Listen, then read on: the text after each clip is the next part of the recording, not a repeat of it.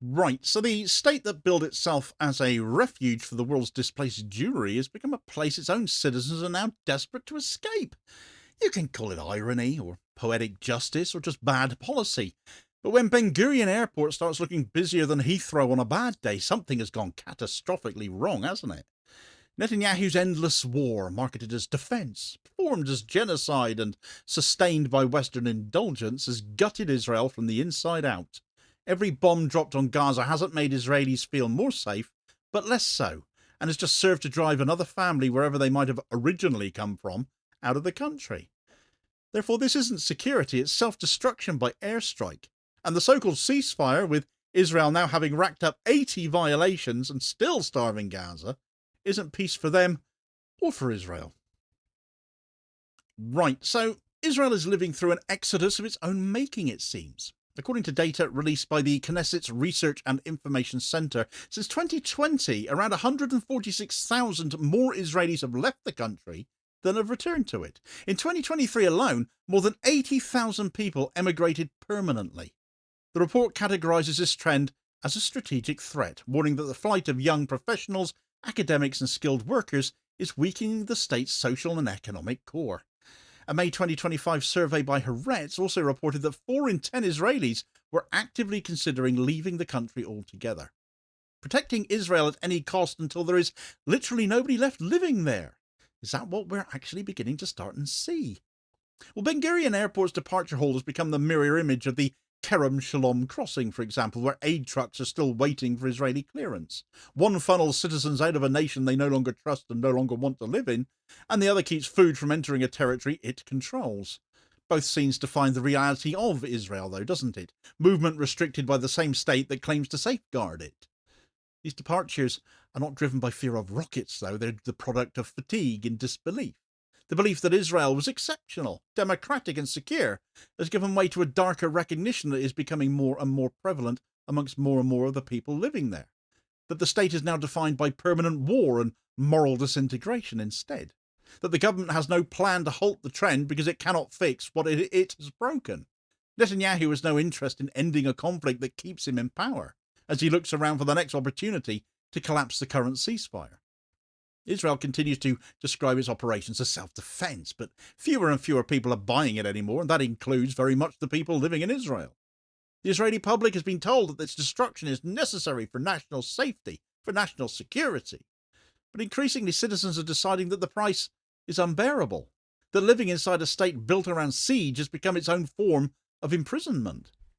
How did a nation founded as a refuge, at the expense of the people already living there, of course, become a place its own citizens now are desperate to escape?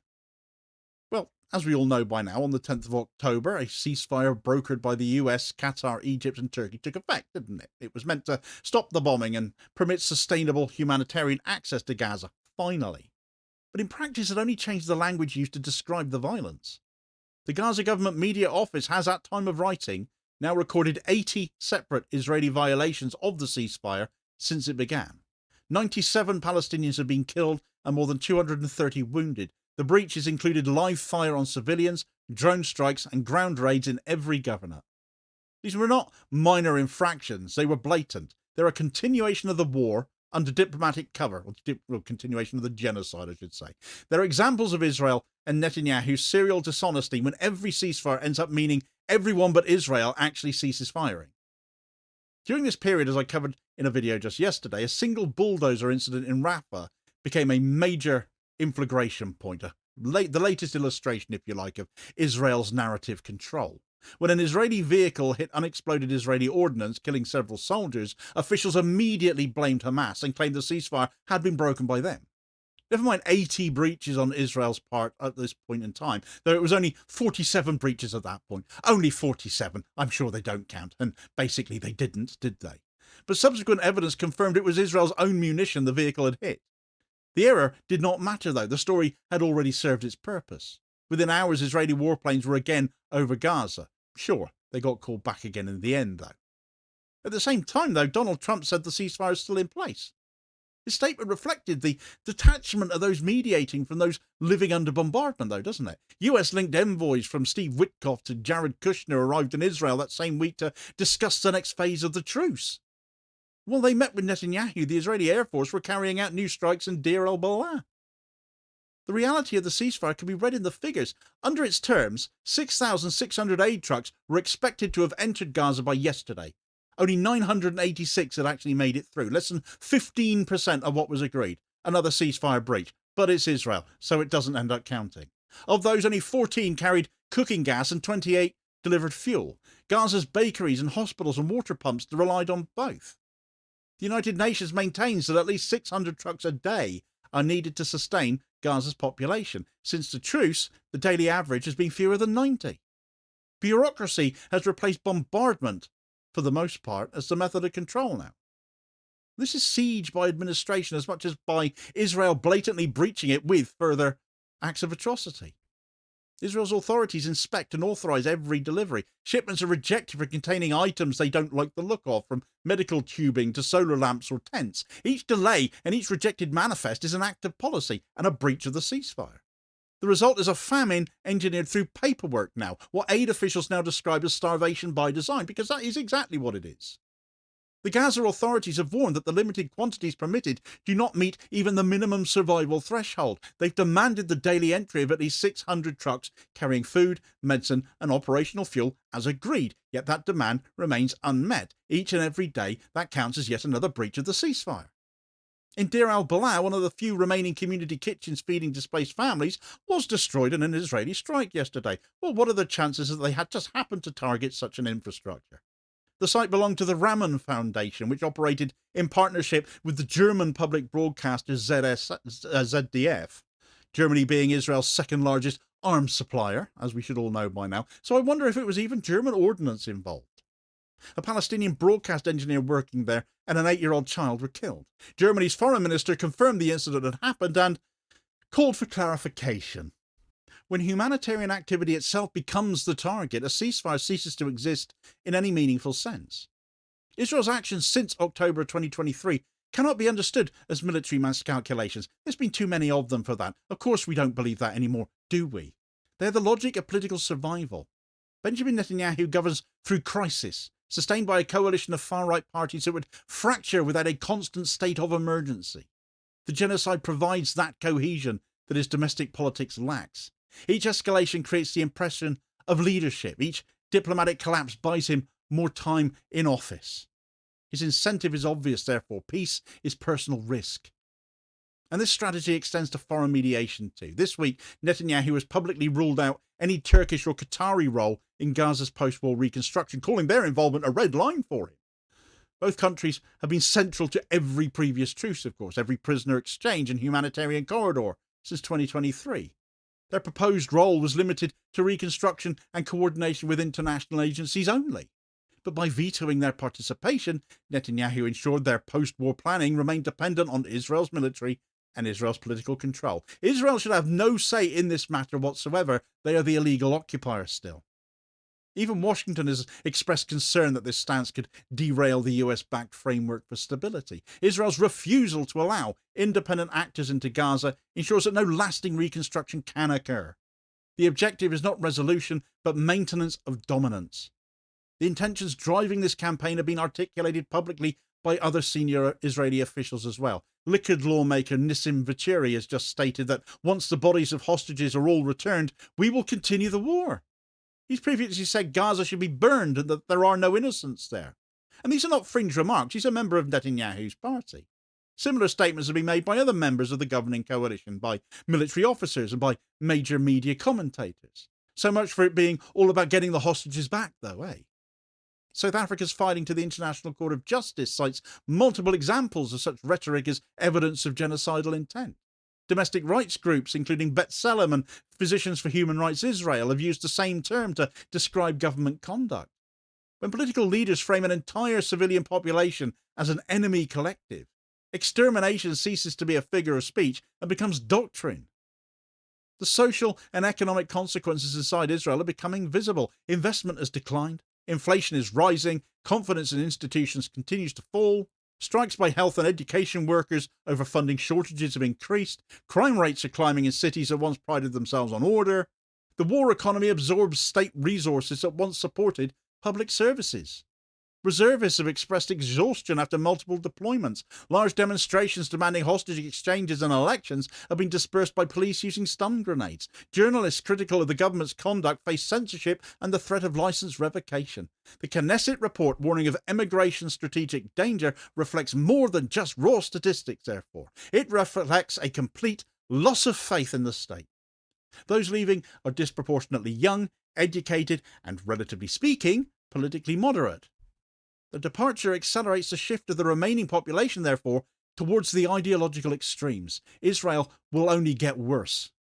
The same militarism that sustains the occupation is eroding civic life at home. A state that defines itself through siege will eventually turn that siege inwards.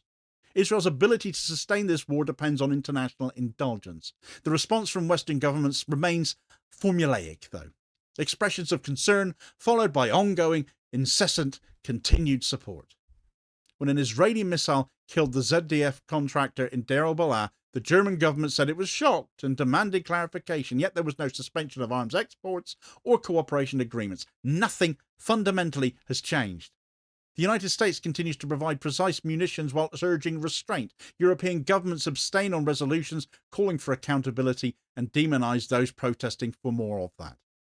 This choreography allows Israel to act with impunity. It also binds Western states to its crimes. As long as they frame Israeli operations as self-defense, they avoid confronting the legal consequences of aiding a campaign that UN investigators, amongst others, have identified as blatantly collective punishment. And the result is paralysis at the United Nations and silence from the governments to still describe themselves as defenders of international law when they are no such damn thing. Last Sunday alone, during a ceasefire they claim to still be upholding, Israel dropped 153 tons of bombs on Gaza. The figure was recorded by multiple media outlets using field data from the Gaza authorities and satellite observation. This is not strategy, it is compulsion. A government that defines every pause as weakness has no off switch. Netanyahu's coalition exists because of war, because of genocide, not in spite of it. And without an external threat of some sort, the internal contradictions holding it up at the moment would surface, and then would come the corruption trials and the sectarian disputes and further collapsing public confidence. Peace would expose all of those fractures. The genocide hides them. Each detonation, therefore, buys political time for Netanyahu. Yet the longer the campaign continues, the more it corrodes the foundations of the state economically, socially, and morally. History provides numerous examples of what follows when governments build identity around domination. Apartheid South Africa collapsed not from military defeat, but from moral exhaustion and economic isolation. Israel shows all the similar symptoms, it's just not getting isolated in the way it needs to be. Demographic decline, dependence on external subsidies, and growing internal isolation, but they're not hitting where it needs to hit. It's not hitting where South Africa suffered and where South Africa apartheid was pulled apart and brought down. These are not moral judgments, they're structural realities. A state that relies on force for legitimacy cannot adapt when force becomes untenable. The flight of Israelis is therefore not peripheral to the story of Gaza, it's a domestic reflection of it. Every bomb dropped on Gaza reverberates in the conscience of the society that authorised it. And the record speaks plainly. Around 146,000 more Israelis have left than have returned since 2020. 80 ceasefire violations have killed 97 Palestinians and injured more than 230. Only 986 of 6,600 promised aid trucks have entered Gaza. 14 only carried fuel. 153 tons of explosives were dropped on Gaza in a single day during the ceasefire. These are the quantifiable results of policy, not mistakes, not coincidences. They describe a government that cannot coexist with truth, a leadership that sustains itself through destruction, and a society beginning to vote with its feet as they board planes to get away from it. International patience is thinning. United States officials have admitted privately that Netanyahu's actions are undermining mediation. Well, no shit, Sherlock.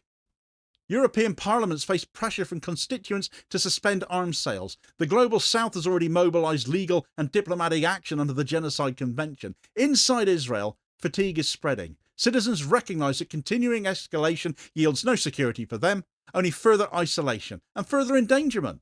Each new bombing campaign widens the gap between the state's rhetoric and the lived experience of its people.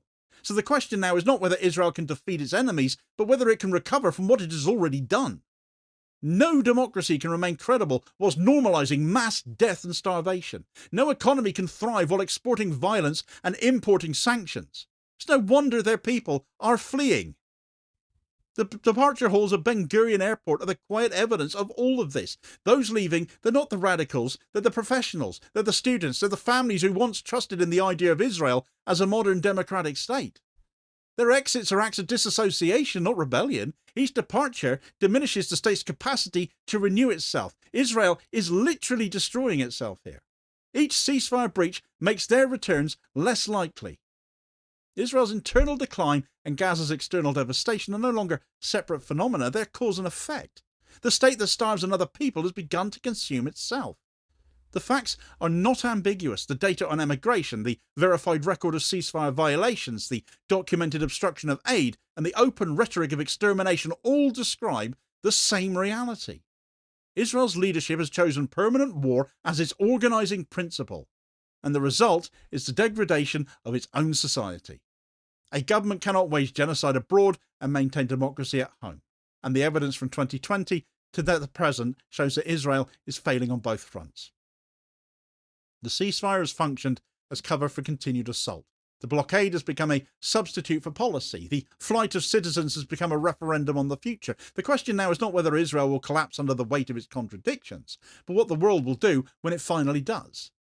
The longer Western governments sustain this system, the more complicit they become in its inevitable fall and all of the crimes that will be committed before we get to that point. Israel remains powerful, but it's unstable and becoming increasingly more so. Its survival now depends not on weaponry or diplomacy, but on confronting what it has become. And they show no sign of doing that. Till that reckoning occurs, if it ever does, the exits at Ben Gurion Airport are going to stay crowded and perhaps become even more so.